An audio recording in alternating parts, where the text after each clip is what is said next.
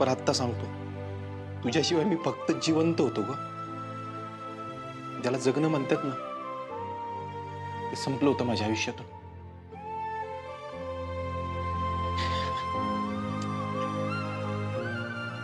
नियती, कदमांची नियती.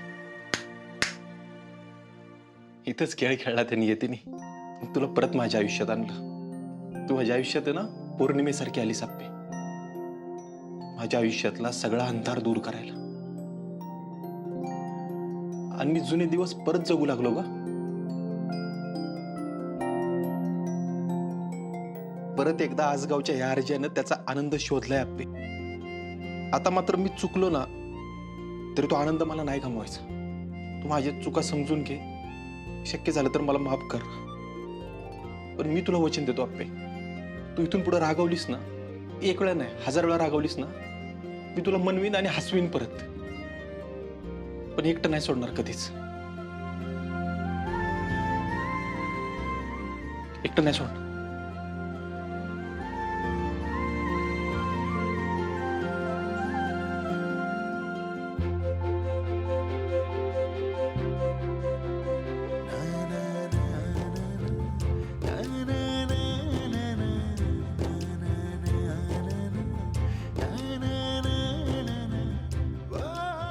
तू ब्रह्मकमळ माझे कित्येकदा रुजते.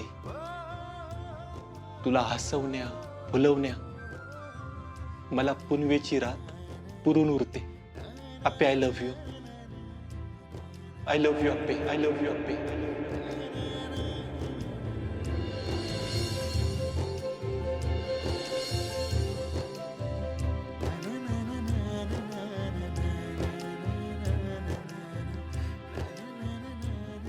I love you. I love you Appe. आठवतंय तर आपण आजगावमध्ये बाहेर फिरायला जायचो आणि आभाळाकडे बघून आपलं एकमेकांवरचं प्रेम एकमेकांना सांगायचो. तुला सगळंच आठवतंय की. अर्जुन, असं कसं विसरेन मी? मला सांग, तुला आठवतंय का तू शेवटचं कधी लिहिलं होतं ते? लिहिलेलं होय. आता कधी आठवायचं आप्पे? तुला सांगू का, म्हणजे आजगाव मध्ये शेवटचं लिहिलं असेल ना मी, तर ते तुझ्यासाठीच लिहिलं असेल. एवढं खरंय. पण अर्जुन, खरं सांगू, मला आज खूप छान वाटलं. तू फार व्यक्त होत नाहीस, पण मनापासून बोललास. आप्पे, आता किती दिवस असं तळ्यात मळ्यात आणि समोरच्याला ताटकळत ठेवायचं. जे आहे ते स्पष्ट बोललेलं बरं ना. आणि लय हलकं वाटतंय. अगं तुला माहित नाही, मी बोललो तुला आता, पण मला लईच भारी आणि असं एकदम लय भारी वाटते मला.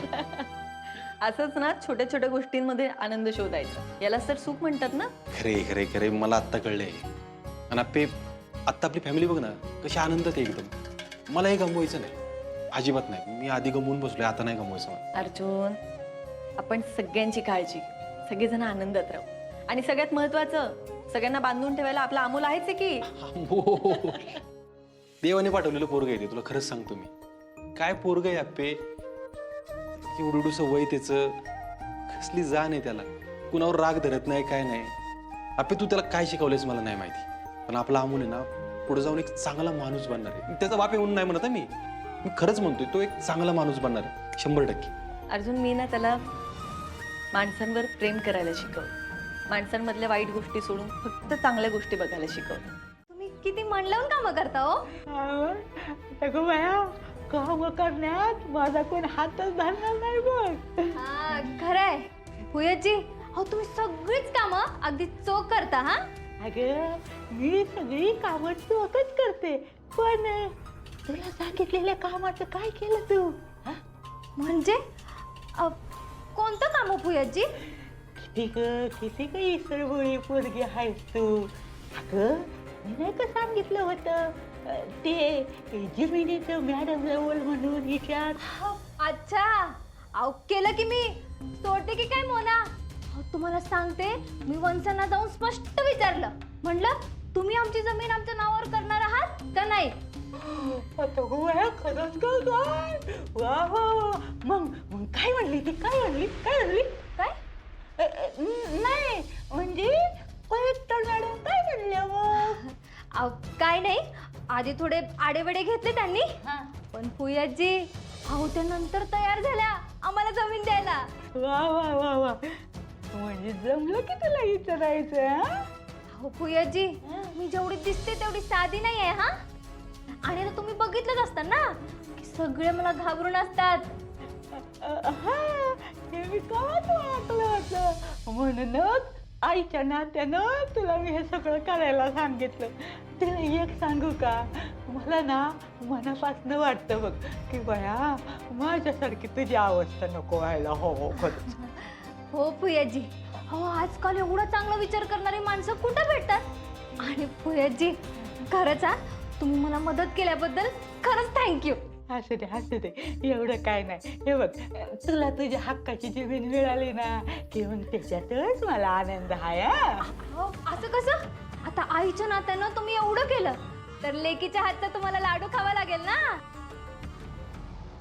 हे बघा.